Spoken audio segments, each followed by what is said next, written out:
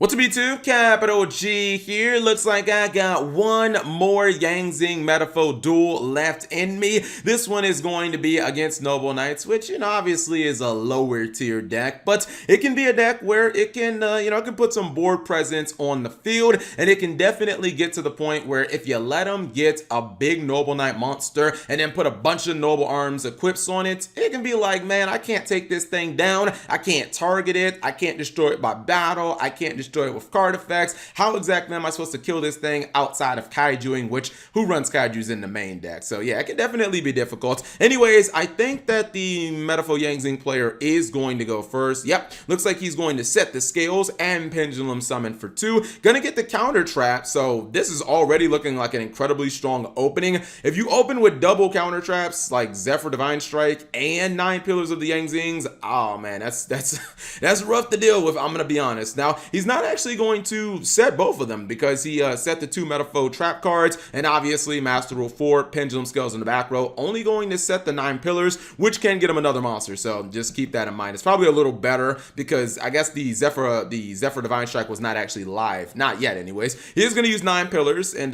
shuffle that Noble Arms card back into the graveyard, or back into the deck. I think he is going to use the Called by the Grave possibly on Chi Win, because he is going to try to summon Chi Win from the graveyard, and the Bixie is going to summon another monster from the deck. So you don't want to let them get all those monsters off, because they can backseer you during your turn, and that would just be like terrible. You end up losing like a lot of cards on your field. He does have 3 monsters, but none of them are tuners, so he won't be able to do any of that synchro summon during your opponent cheese type stuff. He's going to pop the back row, fair enough, and now he's going to pop Zephrani, but Zephrani does float. I hate that card so much. It's like no matter how you kill it, they still get a card basically to kind of pay them back. Zephyr Providence, and for Oracle the Zephyr, fair enough, and now he's going to set the scales again. Will we see another Pendulum Summon?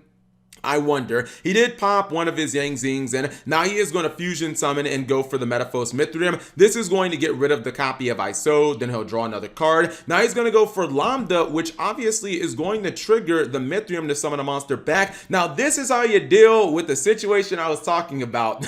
He says, Cap G, this card can't be targeted, it can't be destroyed by battle, can't be destroyed by card effects, no problem. You're going to this random Netaphys Horse, which this deck obviously specializes in. A lot of Zephyr decks summon this card a lot, because not only can you trigger Oracle Zephyr, but then since it was summoned with a Pendulum monster, your opponent is forced to give you a monster they control. That effect obviously is not targeting, and if they only control one monster, they gotta give you that monster. So give me that damn monster, and you get all the protection too. So now it looks like he probably might be able to go for game. Gonna go for Borosword Dragon, attack number 1, attack number 2, shift Horus to defense mode, and boom, that is an attack number 3 for GG no Re. This card can definitely be a pain in the butt if you're playing a card like, I don't know, maybe Borlo Dragon that like can't be targeted. This card does not target, and again, if your opponent only has 1 monster on the field, they got to give you that monster. Anyways, second duel is going to be Sky Striker versus Mech Knights. It seems a little lopsided,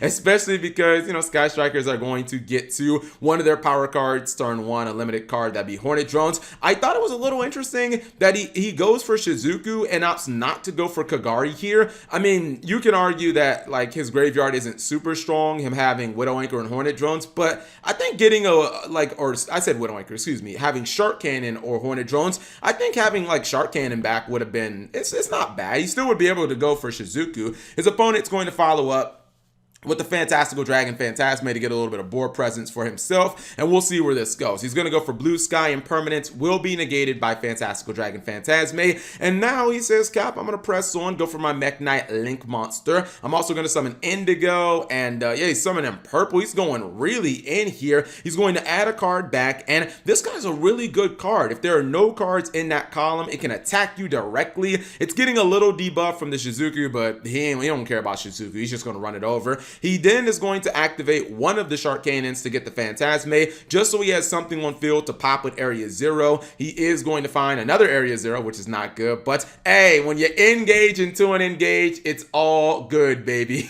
YCS winning strats there, guys. Just engage, draw another engage, basically you just win the game, but maybe not here. Gonna go for the Jamming Waves, okay.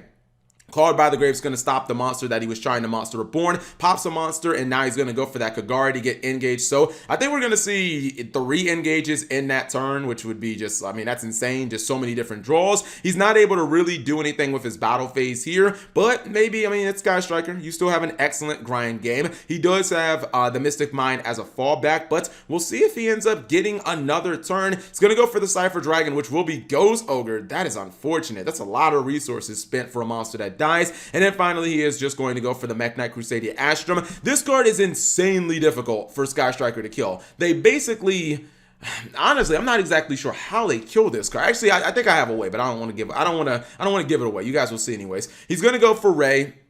Then he's going to pop his card, get another Ray. He's going to go for the double or nothing cheese, but I think he forgot, by the way, this is engage number 4 of this duel, so drawing 4 cards off of engage. Pretty balanced, Yu-Gi-Oh! He's going to attack, goes for double or nothing, says, bruh, I got a 10,000 attack monster, but he done forgot that this guy can actually just activate its effect, and it can make your card, or it can gain attack equivalent to the special summon monster that's attacking it. Like, what are you doing, fam? Come on now. So he I don't even want to know, I don't even want to say he got baited there, because he could have just like read this card, but Utopia Double does not like kill this card. It doesn't matter if Utopia Double was 5 billion attack, it wouldn't have actually stopped it, because this guy would have just gained the same attack. I think the card he needed to go for here is he needed to go for Utopia the Lightning. Now, I don't know if Sky Striker players do run Utopia the Lightning, but I feel like if you're running the Utopia package, it's kind of worth just that 1 extra card, because in a situation like this, Utopia the Lightning will actually kill this. But